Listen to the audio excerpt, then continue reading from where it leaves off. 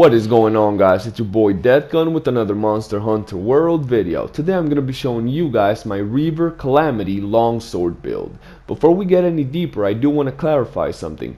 This build doesn't use any critical boost jewels. As we know, they are very rare and a lot of us don't have them, so I made a build that still dishes out tons of damage without using these very rare jewels. First off, we have, well, the Reaver Calamity, and I do want to point out that it has two affinity augmentations to bring up its affinity to negative 10%. For our helmet, we got the Rat Soul Helm B, which gives us 2 level 1 slots, 1 point into critical boost, and 1 point into Rathalos Mastery. For our chest, we have the Rathalos Mail B, which gives us 1 level 1 slot, 2 weakness exploit, and finishes off our Rathalos Mastery. We use the Xenoziva Claws to finish off our critical boost and get that level 1 slot. Other than that, it's not really a good arm piece. For our waist, we have the Nergigante Coil B, which gives us a level 2 slot and 2 points into attack boost. And for our legs, we have the Death Stench Heal B, which gives us 2 points in the Handicraft and 2 level 1 slots. A very important piece to giving us that white sharpness.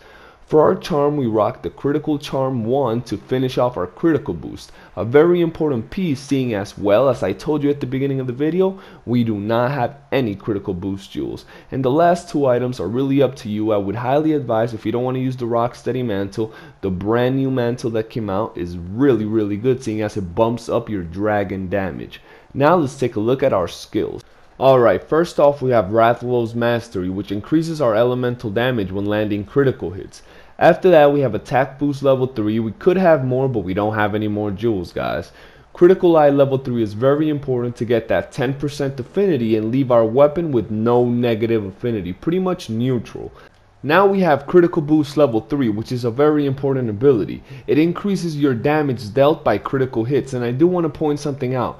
Even though it says it increases your damage by 40%, it doesn't increase it by 40. It increases it to 40% from a base critical damage of 25%.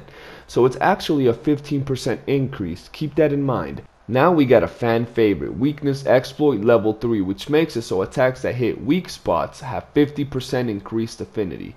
After that we have Dragon Attack level 2, which gives us 60 points into our Dragon Attack and bumps up our damage a good amount.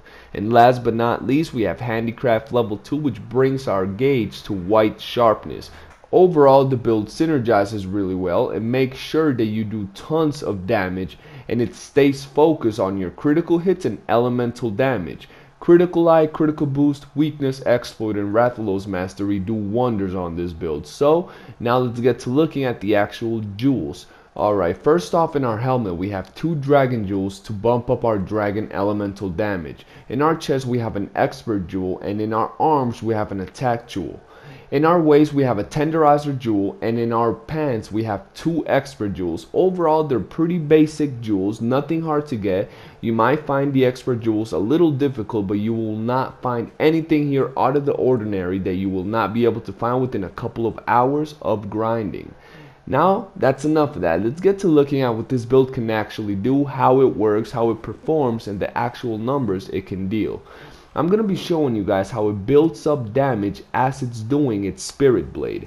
I'm going to be showing you white gauge, yellow gauge, and red gauge, so you know generally how it does. As you can see, we're outputting pretty good numbers, but we're losing sharpness, and it's very good to point out that as you get to the last round of your Spirit Blade combo, you will have lost white sharpness. Nonetheless, as you can see, we're still dealing tons of damage. I advise you guys carry a wet fish fin to sharpen your blade a lot faster.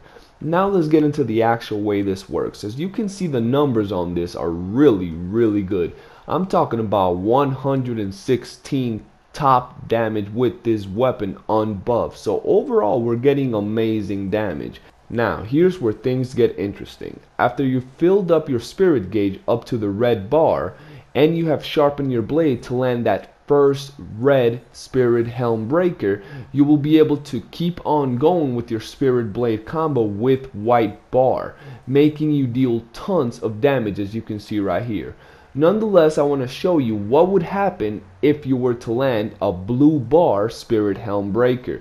As you can see, we're still dealing tons of damage in 105, so overall it's still a really strong weapon and a really strong build.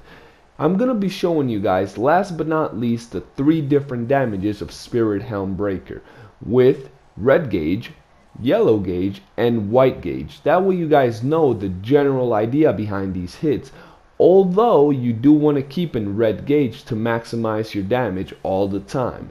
Now I'm gonna be showing you an actual fight with Nergigante. Keep in mind it's not a speed run, and as I told you guys, we're still rocking the wet fish fin.